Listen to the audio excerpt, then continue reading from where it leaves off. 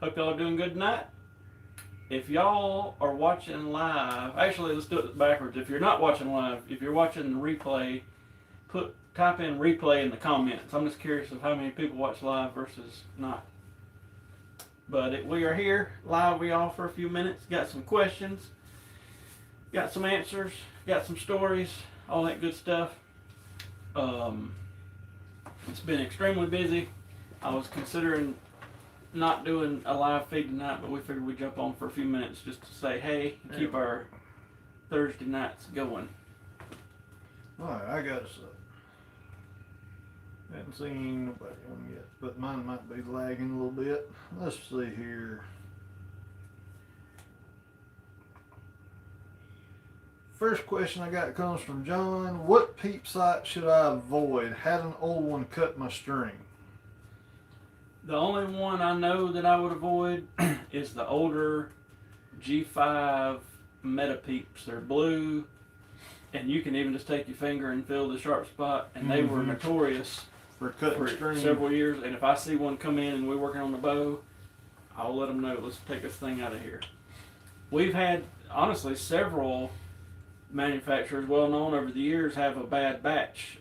Just as an example, and this is by no means we like this company, but they just had a bad batch. Pine Ridge the other year, we had a couple cut string, but they completely covered the cost of these people's strings, so that was cool. I wouldn't think twice about using them again.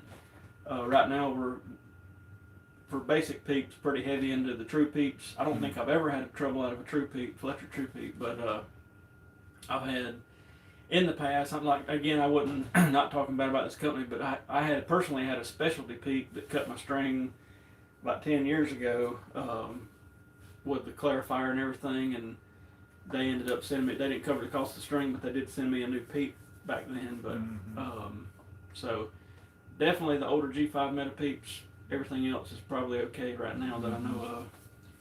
What's up, Samuel, Mr. Muddy Ducks, and Matthew? What? Let's see here, get back to my question list. Did y'all see the Grim Reaper test? I'm still sort of shocked by it, by nothing else than the blades were so dull. So a bunch of people sent in comments and messages about that. In the next couple broadhead tests, we're going to take one of those, the SS version in the inch and 3/8, so a little bit smaller, and test it. Because if we get two completely different models that are that dull, I'm going to be second guessing some stuff. Well, and the only bad thing about it is I've run Grim Reapers for a long time, about 15 years now. I have too. That's like my fallback broadhead. Like, I always know it works. Yeah, I've never had any problems from them. I've never had one not open up. Now, granted, it is a mechanical broadhead; it can fail, but I have no hesitation on opening day slapping one through a slick head or anything like that, or a buck. So I'm probably going to I'm going to try some broadheads this year, but old tried, trusted, true Grim Reapers in my broadhead. I'm going to try them mega meats, but I kind of would like to test them before I try them. So we'll see. But I think we're going to do a fixed blade this week, for this coming week, and then I might jump back to a Grim Reaper or something else the next week. Let's see. Sammy wants to know, how many years can I wait to replace my string? We get this question a lot. It boils down to a couple things. How much you shoot is a major question. You know, somebody that shoots a whole lot, we got people that change their strings every year. We recommend every 2 or 3 years, whether you shoot a lot or not. And then we have people that bring bows in and the string's been on it for 15 or 20 years. So I'd say once you get to that 3-4 year mark, you're pushing your luck sometimes. Even though it looks great, you don't know, it could be dried out, stretched out, blah, blah, blah. So that's a quick answer. Let's see, just put a Spot Hog Fast Eddie XL on my Bowtech Revolt and love it. Oh, yeah. What up, Eric? Muddy Duck said they got several broadheads in the mail today. I'd like to test them out. I might order some to test. I think we've got one in there in the little pack that somebody sent in. That was toward the top of my list to try out on a deer this year. Let's see, Nap Hellraiser, all steel, 1/8" cut. And then, what's up, Steven? What up? Let's see here. How do I change the draw length on my Matthews switchback? And that comes in from Ken. We get calls all the time about this. The older Matthews bows, you got to have a whole cam swapped out. So we're not a Matthews dealer. We had a guy Saturday, I think it was Saturday in here. He called a few local or the closest places to us, and I think they were all around 100, 120 bucks for a new cam. So my advice would be, if you're in that boat, get on eBay, get on Archery Talk, get on Facebook, and try to find a used cam, because there's I've seen a lot of shops post that they've got old cams laying around, and you can get them for like 40 or 50 bucks. But that's the only way you can change draw length on them older Matthews bows. Yep. Eric said he's trying to figure out how to get 2 of his airs back. He moved his target and he put them on a yellow jacket's nest. Steve Riddle says he's loving all the videos. Keep cranking them out. Thank you, sir. What up, Scott? And Muddy Duck says she just got a V327. Oh. Oh. We know Big what money. Yeah. Let's see. Jim asked, I'm getting a squeak or click from my cam while drawing. How can I fix? The best way, I don't know if you got a bow press or not, take it to somebody with a bow press and just knock the axle out, put you some white lithium grease on it. Don't cake it because it'll go everywhere, but just put you a little bit, slide her back in. That'll probably fix it, work it in, draw the bow a time or two. We do that. We'll have older bows, 20-year-old bows come in with a little squeak. We'll do that, and it usually 99% of the time it'll fix it. It'd be nice to know which bow we had that way. Yeah. Let's see. What up, Matt? He says he's looking for a long draw bow, 32 inch. Would you recommend the Atlas or the BT Mag X?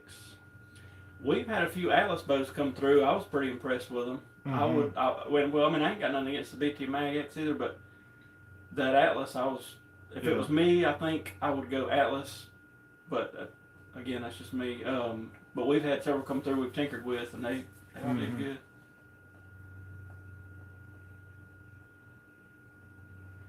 Mr. Duck got the boat. Now listen, Mr. Duck. I need a sugar daddy. That's all I'm saying. If I could, I can cook a burrito.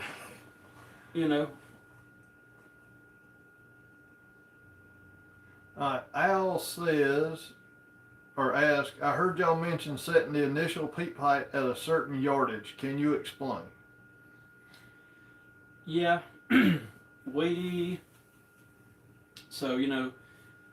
Think of movable sight. If you shoot it at 20 and you shoot it at 100 yards, because of the sight moving so much, or your pin or whatever, your anchor point's floating low. So I think when we've talked about that, according to what yardages you're going to shoot, if you're going to shoot 20, 30, maybe 40 yards, it's probably not that big a deal. But like when we've shot tack and field and all this long distance stuff, it makes a big difference. You may want to set your peep more comfortable at like 50 yards, to where at 20 you may be a little scrunched up. But if you, like when we had to shoot 120 yards, a big red thing come up. I don't know what it said. Hang on, TJ, I'll figure it out in a second. Yeah. But at 120 yards, we didn't want to be like floating below our jaw. So I got out there about 50 yards and got it comfortable. And then at 20, I was a little bit up in my ear. And at 120, I'm at the bottom of my jaw. That's kind of what that was all about. It's one of those, like, let's say that you're going to shoot a max of 80 yards. I'd probably, set that thing up about 30, 35 yards. Because that way you'd still be within. Thank you, Jeff. A comfortable spot. He got his strings that look awesome. He's sending us some broadhead test funds. All right, we appreciate it. That'll help buy my probably the Grim Reaper broadheads I'm wanting to test out, because I'm worried about them. Thank you, sir. The shooting Easton Axis 340 spine, 450 grains. He said those are some nice arrows, and they are. Let's see here. Does anybody shoot, I know this is a cheaper arrow, does anybody shoot the Easton 6.5 bow hunter model? I've been trying to get them for a while, and they're out, but we're going to start stocking them. I really think it's a remake of their old Power Flight arrow, but for a $35, $40 a box arrow for 6, I think it's going to be a good budget arrow. Mm-hmm. But I hadn't messed with many of them yet. Kurt asks, can you tell us more about the bow giveaway? Yes. If y'all seen my video the other night, we've got, it's actually sitting right there, we have got a PSC bow. We are going to restring it because the strings have been on it, I think, from the time it was made, but it's a PSC flash. And what I pretty much said in the video is send us an email if you know somebody maybe in a hard spot or whatever that needs a bow, and we're going to throw a string on it. I'll put a couple arrows and everything with it, and we'll send it to them. Or even better, if we could send it to you and you video giving it to them, that would be neat. And then we could put that video somehow on here. That would be cool. I'd say that string. You can tell it's old school because they use monofilament serving on it. I haven't seen that in a long time. And I said we're going to give it about 2 weeks. I've already got like, I'm going to say 30 emails from people, and I hadn't even opened them yet. We'll just sit down and sort them and just pick somebody. But maybe in the future, if this goes well, this is a trade-in deal we just had laying here, and I was like, let's just see how this works. But if it works out well in the future, we may take like some of this super chat money and try to come up with more similar bows and give them to, people that can't afford it, or who knows? It could be somebody that got out of the military that wants to shoot a bow, or this. We can't set this one up for a kid, but in the future, possibly a kid. So I don't know. We'll see what happens with it. Let's see. What up, Brad Adams? Boy King says he just got some 6.5 match grades. He likes them. Muddy Duck says she's gonna need some strings. Boy King also says that the 6.5 inserts are pretty cool too, so I don't know anything about them. I can't remember. I've got tomorrow, the only thing we could get our hands on is the 250s, which is a super stiff spine, but I did order some just to start getting them in here. Yeah. But once we get to the busy season, they'll start getting them made and going again, and that's something I'm gonna stock. We kind of talked about it. I think we're going to add to our normal inventory we already have, add FMJs, Axis, and those Bowhunter 6.5s, or a couple of 6.5 options, and all the spines, just to have another option. Well, and to be honest, the reason for that is we're having such a hard time finding stuff right now. Yeah. Arrows, a couple of site companies, they're like, yeah, we're 12 weeks out, and it's like, that's not good at all. So, it's people we've never had trouble with before, but to avoid that, I'm like, well, if we had different, I guess, options available, at least that would be a potential something we could have in stock. Maybe they're not behind, so. Eric says, is anybody going to be hanging out before the shoot Saturday? I've heard some people say they were coming at about 4 to fling a few arrows and practice and that sort of thing. So I think I heard that. Jeff asked, what's the dumbest thing y'all have seen this season? Oh, tell the yesterday story. I don't think this is a viewer. I think it is. Okay, don't tell the yesterday story. I can't tell it. There's so many stories I want to tell on here, but I know they found us on here, and I don't by no means want to piss anybody off or sound like a mean guy, but there's some doozies sometimes. But, yeah. Oh man, let me think.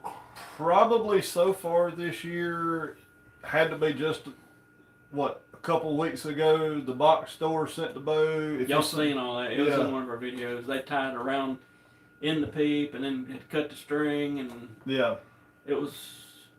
I think it was in the video called "My Wife."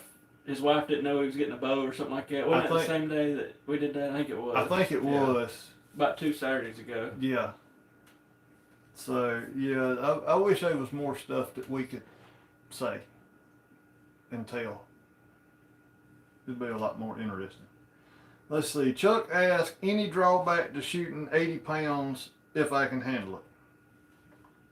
No. If you can handle it, and I mean, that would be my number one thing. Don't mess your shoulder up. But if you cool with it and stout, you're going to get more speed, you can shoot a heavier arrow, you know, go for it. We've got 180-pound bow left, come on and get it. Yeah. We've had enough people wanting them, we've ordered a few the past couple of years. Mm-hmm. Boy King says they are 23 grains, orange inserts with a shoulder collar. He said a little Okay. less than a half out. Okay.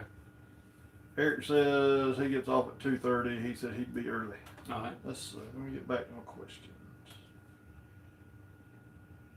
John asked, Hampski primer versus QAD HDX. They're both good. I Mhm. would personally choose the Hampski. I don't know what everybody else would choose because the HDX does lock up, which is a big plus. But I'll say between the two, I feel like the Hampski's more metal and built solid. We hadn't had any trouble so far out of any Hampski. We've had a few HDXs over the years that want to not fall all the way or get something goes on internally.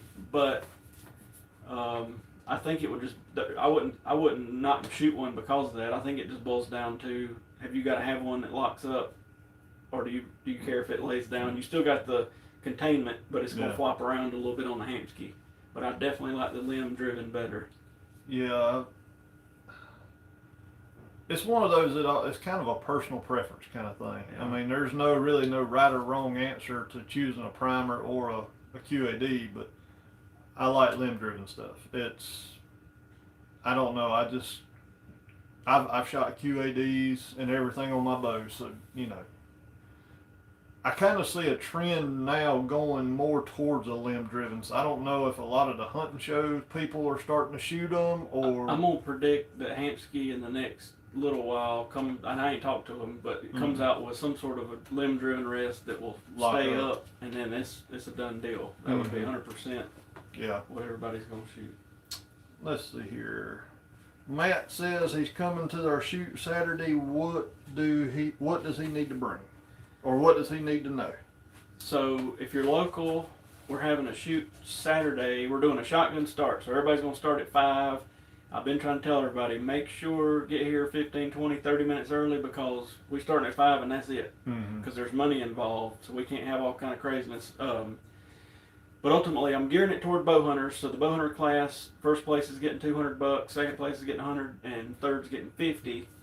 But we're just going to put everybody, skip a target or two in between people. We got 20 targets going out, about 45 yards max. Most of your shots are going to be in the 30s and high 20s. For bow hunter, there is an open class, and there's a traditional class, youth, pee-wee, and ladies class. They'll all be like 25 max. So that'll be good. Pee-wee can just shoot from wherever they're comfortable, no big deal. We're giving them some little medals. We're giving traditional some money. I think the youth class is getting arrows and different stuff. I got it all posted if you look on Facebook. But I'd say it's $20 to shoot. Get here 30 minutes early. We got the bag targets from 10 to 100 yards. You can get practiced up, and then we want a group. I mean, me and TJ are ultimately going to walk around and do some video and make sure everything's being safe and all that. But and you're going to shoot with your buddies, but we may put 2 groups of buddies in one group just to keep everybody honest, because like I say, when there's money involved, I always try to make sure everything's by the book. So we got a mixture of center 12s and lower 12s, and it'll say either at the target or on the scorecard. I haven't decided how I'm going to do it yet. You know, if it'll tell you center or lower 12, so you'll know. And it's known yardage, so bring your rangefinder and you're good to go. I'm sure if you don't have one, don't worry. Somebody in your group, I'm sure, will have one. Yeah. And in the bow hunter class, no magnification of any sort in the sight or I guess a verifier you could. But no magnification in the scope housing. And no long bars. I posted, I want to say it was 14 or 15 inches, but just a hunting setup. If you got a movable sight, that's fine, but no like 28-inch bars or something. You know. Let's see here. And the last question I got is, Zach is wanting to get into a 3D setup. What size bars would we recommend? It's according to how big a fella you are, really, because like, I'd say on average, get you like a 28 front and probably somewhere between a 12 and a 15 back, and play with your weights on them. But like, some people like a 30 and a 15. You know, you really play with it, but if you have absolutely no preference to start out, get a 28 and maybe a 12. 28-12, 28-14, somewhere. And maybe get like 12 ounces of weight and just play with them. Put most of it on the back, but move it around, see what feels good, that sort of thing. That's like my setup. I think I'm running 28-12 or 28-14, but I shoot better with I think I got 8 ounces on the back. And I hold better and I shoot better with just that 8 ounces. Yeah. But that's me. No, Jeremy's running some weight up front. Yeah, that's over there somewhere. I got more than I thought I had. I think I got 8 up front and 16 in the back. 16 in the back. But don't overdo it to start with because you'll wear that shoulder out. Yep.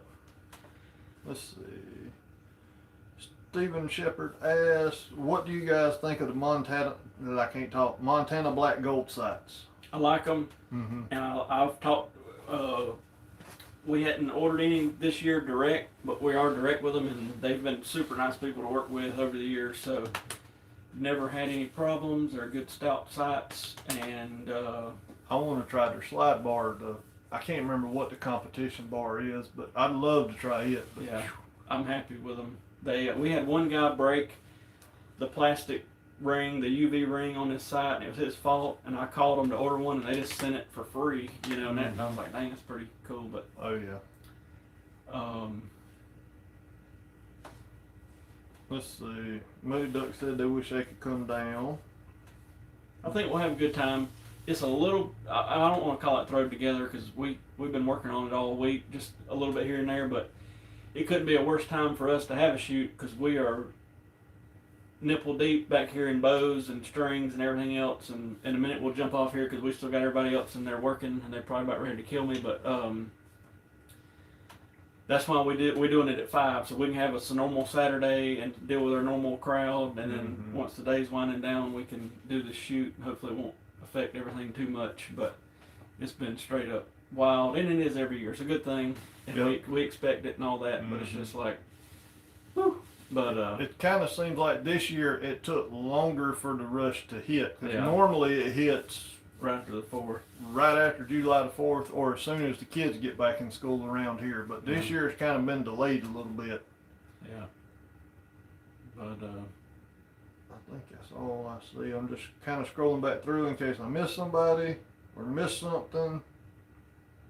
But if y'all think about the bow giveaway, if you know anybody that it would help out, email me, archeryshack@gmail.com, and in the title or whatever put bow giveaway so I won't miss it. And I'm going to give it a week or two and just print them all out and try to find somebody, and I'll cover the cost of everything. I'm going to ship it to them, and we'll put strings on it and arrows and the whole 9 yards. And like I say, I'm hoping I can ship it to somebody and then they can video the giving it part, and maybe we can put it in the video or whatever. We'll do some kind of video of the shoot. I mean, we're going to walk around and make sure everybody's doing good, but we'll still video some stuff and probably put it out Sunday, Monday, Tuesday, somewhere in there. Yep.